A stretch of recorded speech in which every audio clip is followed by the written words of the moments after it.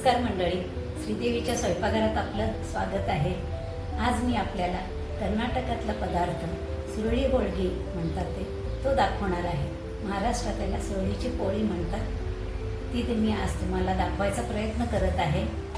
चला तर मग श्रीदेवीच्या स्वयंपाकघरात आपण आधी सुरळीच्या पोळीचे सारण तयार करणार आहे। सारणासाठी लागणारं साहित्य सुकं खोबरं किसलेलं, पिठी साखर, फुटाण्याचं पीठ किंवा डाळवा म्हणतो आपण त्याचं पीठ, इलायची पावडर। पोळी बनवण्यासाठी लागणारं साहित्य मैदा पाऊण वाटी, 1 चमचा रवा, 1 चमचा तेल, चवीपुरतं मीठ, पीठ मळण्यासाठी लागणारं पाणी। आता आपण पोळीसाठी पीठ मळून घेणार आहे। हा मैदा आहे,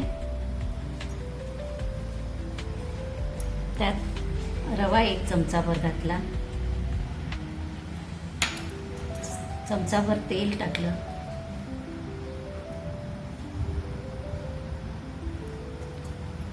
आणि चवीनुसार चिमूटभर मीठ।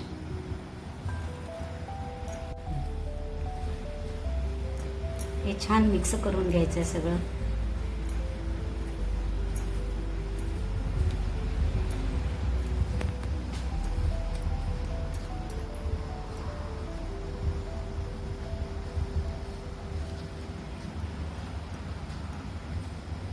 थोडं थोडं पाणी टाकून मळून घ्यायचं आपल्याला। हे आपल्या पोळीच्या पिठासारखं थोडंसं घट्ट मळावं लागेल त्याच्यापेक्षा।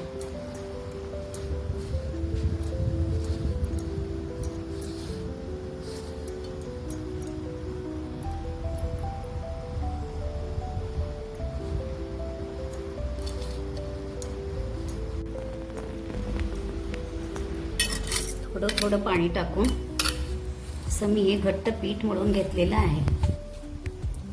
तर ह्या पिठाला 10 मिनिट आपल्याला ठेवावं लागेल।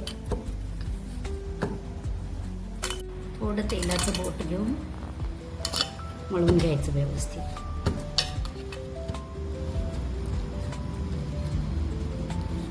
तयार करणार आहे खोबऱ्याचं किस अर्धी वाटी, पिठी साखर अर्धी वाटी,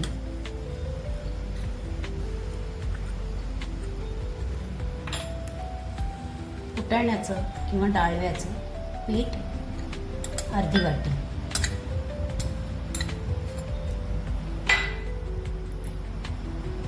इलायची पावडर अर्धा चमचा। आता मी हे फक्त मिक्स करून घेणार आहे। हे आपलं सारण सुरळीच्या पोळीचं तयार आहे।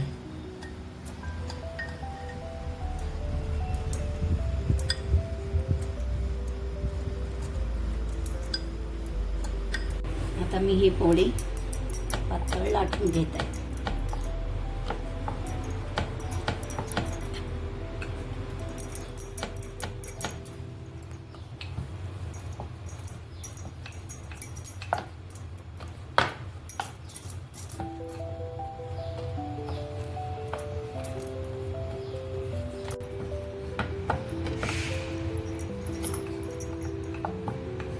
गरम झालेला आहे।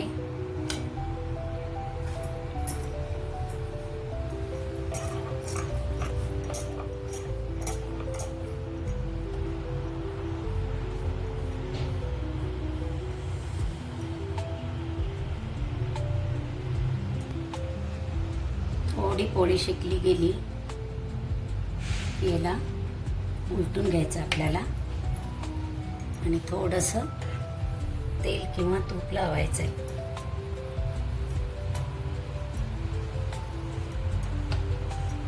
त्याच्यावर आपल्याला हे तयार केलेलं सारण पसरवायचं आहे।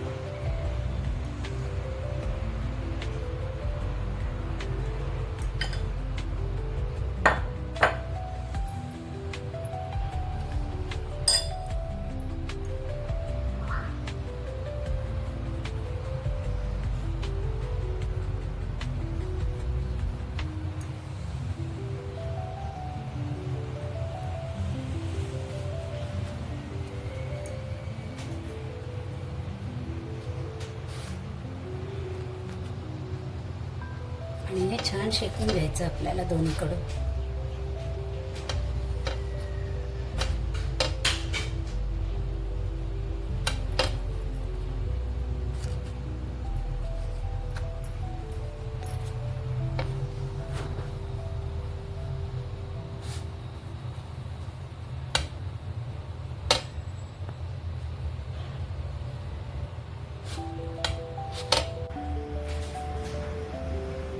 अशी ही सुरळीची पोळी तयार झालेली आहे.